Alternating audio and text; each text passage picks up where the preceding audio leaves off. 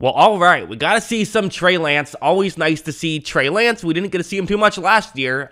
We saw him in the preseason last year, and he had, I thought, an up and down preseason last year. I think it's fair to say that, there was some good and bad in this game as well. So, let's start off with, a good play, I would say, a very good play. And these plays always just really impress me with Lance is there's better pure runners than Lance. There's better athletes than Lance, but he's just a smart runner. He understands where to move. And I'll always take the smart runner over the more skilled runner. And it helps that he's a pretty skilled runner on top of it, where what's going to happen is it's zone coverage. So guys are looking at him. If he wants to take off with the football, guys are going to be paying attention to him. Right when this play begins, there's going to be pressure off the edge, and Lance steps up in the pocket. So that's how he starts off with this. Steps up in the pocket. But what's fascinating is he's still looking as though he wants to throw. My guess here is he knows he wants to run, but you can't just start running now, because if you do, the two Packers players who have circled will run up and make a tackle. You want to, in a perfect world, get the first down right here. So now when Lance does take off, he's able to get a little bit more yards. He slides, which was the smart thing to do.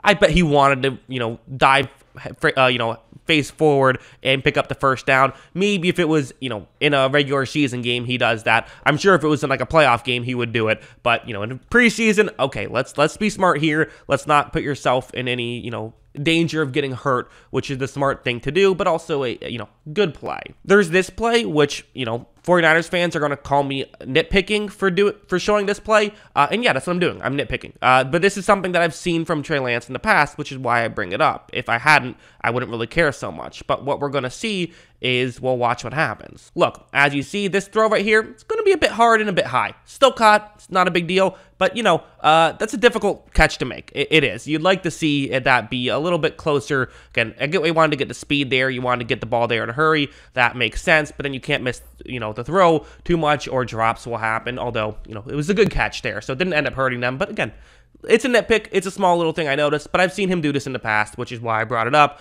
I know 49ers fans, how dare I imply that he is not a complete perfect player and might have some slight flaws. But now let's move on, because honestly, that's really all I have to say negative. Like that's my nitpick, is that, one real play. I feel for the most part, I thought he played well outside of it, very well outside of it. So let's talk about the good plays that were outside of it, starting with this one. So what's going to happen here is this is the 76-yard touchdown, a very fun play, but some people might say, was this really him playing well? Because, so it's going to be man coverage. There is a safety back there somewhere off the screen. And really, Lance is just going to find the matchup he likes the best. Lance takes the snap and throws this ball relatively quickly. Once he sees that it looks like it's going to get open, it gets wide open. So you could certainly sit here and say, okay, sure. Yeah, he made the right read, made the right throw, all that good stuff. But is this the most difficult play in the world?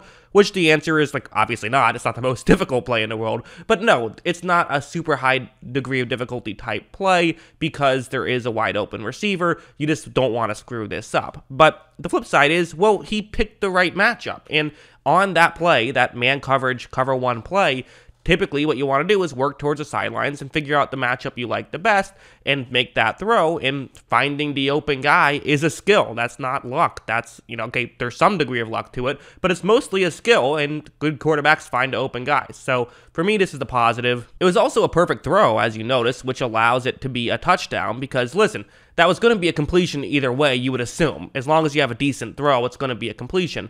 But there was no guarantee it was going to be a touchdown, right? You had to make a perfect throw for that to happen. Lance made a perfect throw, so I think that we should give him credit for it. We can also move over to this play. This is another one of those, I thought it was a good play, even if it doesn't work out. I really don't care about if a play works out or not. I give quarterbacks, credit if they make the correct throw, not if the throw ends up getting, caught, because those are two different things. This is going to be a good throw that is not going to be caught, and I especially feel that way in the preseason when it's who cares if, what happens? All I care about is if it was a good throw or not, and this was a good throw. Look, as you see, it's going to be a throw towards the sideline. It's a 3rd down and 9, and that was a catchable ball. It was not caught, and again, maybe you could nitpick it and say it could have been slightly behind, but he wants to put it there. He put it where he was trying to put it.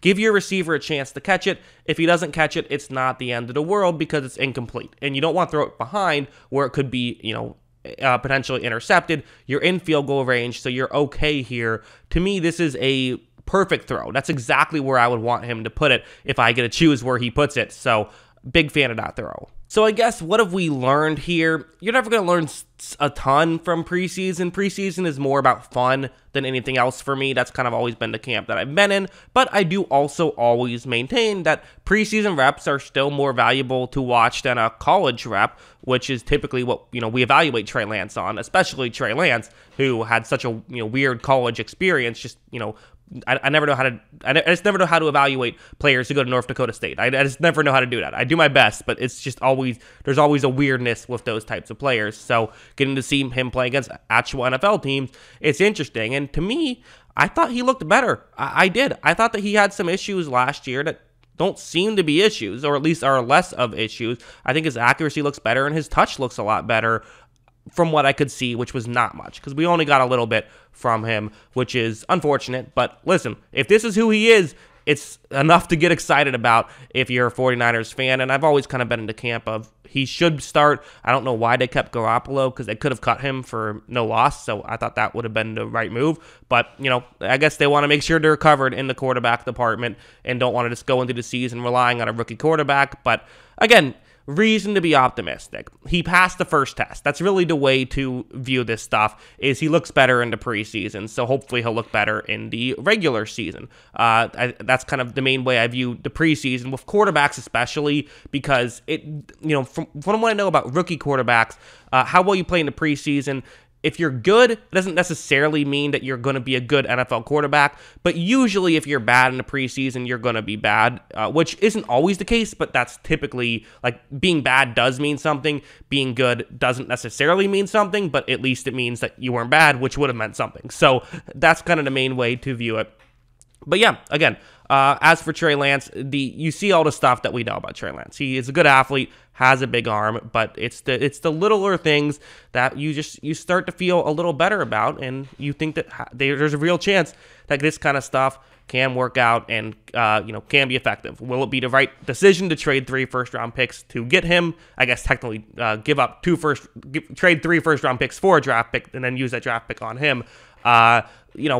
Only time will tell. We're not going to figure that out in the preseason. But so far, what we saw from the preseason was good. So that's what I think. What do you guys think? Let me know in the comments below.